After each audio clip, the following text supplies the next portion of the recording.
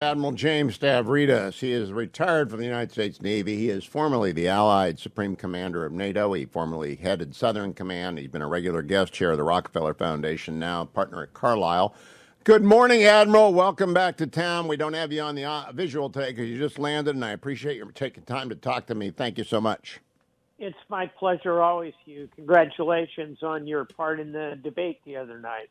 Well, I'm going to talk to you about that in a moment, but I got to ask you about a story that I read this week. Turns out the Israeli Navy participated in the war against Hamas by targeting specific condominiums in the high rises along the Gaza luxury coast, and they put shells into windows. I knew that we could do that with JDAMs and the Air Force. I did not realize that naval gunnery fire had advanced that far, Admiral. Is that just commonplace now? Our ability to fire pinpoint shells, including using some that have GPS, is in fact pretty widespread. And yes, it can be done with extreme precision. The Israeli Navy, by the way, doesn't get enough publicity. And I'd really point you, Hugh, not only to their warships, which are quite good, but also their submarine force is excellent. And in particular, their Navy SEAL equivalent, their special naval commandos and raiders are among the very best in the world. So, no, none of that surprises me. Very capable force. I'm glad to hear that, because precision means that the laws of armed conflict, I think Israel always follows them, and they're being followed in the naval part of the battle as well. Now, Admiral, I want to go to the first question I asked of the 5 candidates, which, as I can recall, because I had to do 9 rehearsals. We're in a new Cold War. Some people call it the new Cold War with China. Many Republicans think China is an existential threat. For 70 years, we've deterred China from invading Taiwan, mostly because of the U.S. Navy. But what kind of fleet do we need in order to continue to deter, or if necessary, defeat the Chinese naval invasion of Taiwan? What did you make of the answers, if I assume you saw it or you saw a tape of it, Admiral? I was unimpressed with some and impressed with others, and without going into individual names, because as you know, I steer away from domestic politics per se, but I liked the precision of the answers about the need for submarines, for example. Submarines are apex predators in the oceans, and I think that's absolutely accurate and little understood by the general public. I obviously agreed with the spread of answers about needing to expand the fleet. I think that needs to be done in a realistic way. The idea that we can simply double the size of the fleet is not a sensible one. But I was listening for and really didn't hear, maybe I missed it, a discussion of unmanned vessels as part of the fleet. Maybe that's part of the answer in mind in a real expansion of the fleet. But overall, I thought the tenor was hard work in U.S. Navy, need to expand it. The idea of submarines, I thought, was surprised me to hear that from a particular candidate. Yeah, there was a good grasp of underwater combat by one. A second candidate, again, since I'm respecting your Switzerland, you go even further into Switzerland than I do, brought up AUKUS, but didn't explain it. And, I'm not going to take time out of 2 hours to tell people what the American-U.S.-Australian partnership is. But if I had the time, I would have explained, we can't even meet. We got 18 of our boats in dry dock or in need of repair. I don't know how we're going to fill the fleet need of our own, much less the Australian need, Admiral. Do you? I do not. And it's not just the construction piece of it, as you correctly categorize it. It's the maintenance piece. We're just starved for dock space. And let's also recall we've got a huge, massive nuclear aircraft carrier, which operated under my command, USS Enterprise, which needs to be defueled. It's been parked at a pier for 10 years. That's one good example of a lack of capacity of just simple dock space in repair facilities.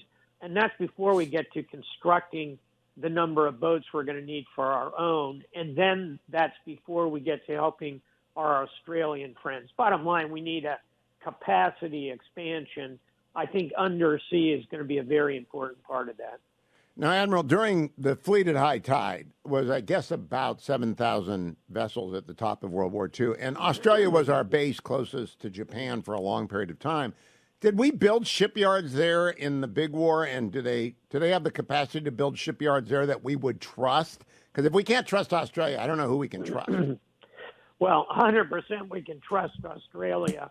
I think that the idea of building complex nuclear-powered ships in Australia for the U.S. is not going to happen. We need to, if you will, onshore that, keep that here in the United States. But we can friend shore or ally shore some level of construction. Don't forget, of those 7,000 ships, which is really a remarkable number, U.S. fleet, World War II, those were constructed with extreme rapidity in a nation that was 100% focused on military construction. And they weren't complex ships. You could put those things together in weeks. That's just not the case with modern warships. So we need to onshore this. I think, Hugh, the same as we need to onshore, for example, high-end chip production. We're starting to do that. We need to be thinking more about shipbuilding capacity here in the States. And that can be done, but it's going to require the same kind of support from the federal government that we're giving to chip manufacturers. We've got to think about how we can apply that to the broad defense industrial base, in particular shipbuilding, in my view. Now, I have been told there is a new book about Rickover out. Now, I read one bio of Rickover over the summer, but I'm willing to try another one if you think there's new stuff to learn about him. And I would recommend some Rickover bio to anyone out there who cares about the underwater domain. But do you know what I'm talking about? I think it's by the fellow who ran the Annapolis Library for a long time. I don't know of this book, but my recommendation, and it's an unbelievably comprehensive biography, is by Norman Polmar. I think it's simply called Rickover, and it really reveals the man. Let's face it, Admiral Rickover was very public about who he was. There's not a lot of mystery. His life is, I think, extremely well documented. I'm not sure there's a great deal of new information out there. I'm always struck by this, by the way. You know who he reminds me of, Hugh? He reminds me of Elon Musk in terms of interesting.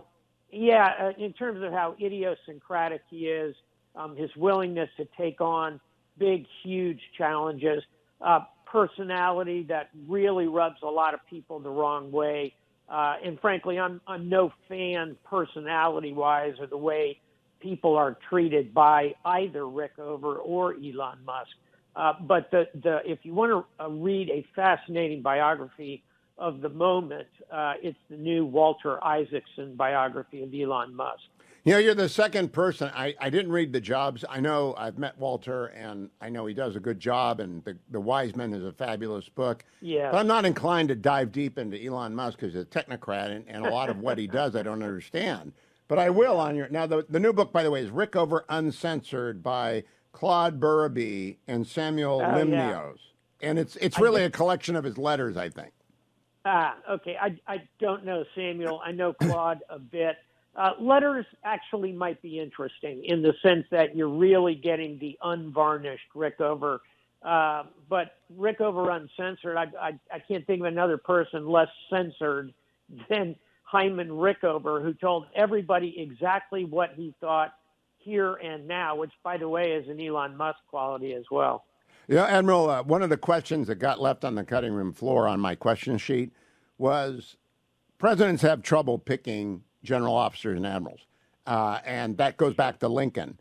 And we saw it with former President Trump picked Mark Milley, and then he fell out with Mark Milley, and unfairly or fairly, whatever. That's not the point. I wanted to ask, who would be your model if you were the president for your senior military leadership? And you can't name Ike or Patton. And it was decided, and I agree with this, collegially with my NBC co-moderators and staff, that that's something of a gotcha question. Do you think that's a gotcha question? Should someone be able to come up with names of the sort of military leader they would look for? Oh, I think so, absolutely. It's like, should you be able to ask a political leader, hey, what's the strategic triad? Name the three parts of the triad. There are absolutely baseline questions in history and leadership, and I think that's a very good one. You don't have to be an exquisite historian to come up to an answer with that. I'll give you one without a moment's thought, and that's, of course, FDR, Franklin Delano Roosevelt, who faced the classic conundrum that Lincoln did, that a peacetime general and admiral sometimes is not the right general or admiral in order to take the nation to war. And the classic example is Pearl Harbor. Husband Kimmel, the admiral in command of the Pacific Fleet, fails the nation, fails to really pull together all the intelligence to understand what's happening. There was complacency. And what does FDR do? He picks Chester Nimitz, the quintessential admiral, maybe the best admiral in history, one of the top three. And so I think you could study FDR's picks. You mentioned a couple of the others, Eisenhower, Patton, two very different officers. We could dive in on any of this, but FDR is my model for a president who did a very good job picking senior leaders. And by the way, he relied a lot on his, essentially his chief of staff, who was an admiral, Admiral Leahy. I said to them, they ought to be able to come up with King or Nimitz. MacArthur wouldn't work. In fact, David Petraeus said on the show a couple of weeks ago, no more MacArthurs. They're not coming. His new book, Conflict, says we're not going to have a MacArthur again. We don't like Caesarism. But you could have come up with any number of people, but it nevertheless, it didn't make the cut. Because we didn't want to embarrass anybody. And I'm afraid at least one of the candidates would have looked into the camera like the deer in the headlights, right? Like Rick Perry trying to name the three departments of the government he was going to eradicate, and he could only come up with two. Right. We did no gotchas. Admiral Stav, thank you for joining me. Stavridis J on X. Go and follow him there. And maybe I'll go read that Elon Musk book now. If the Admiral likes it, maybe I'll read it.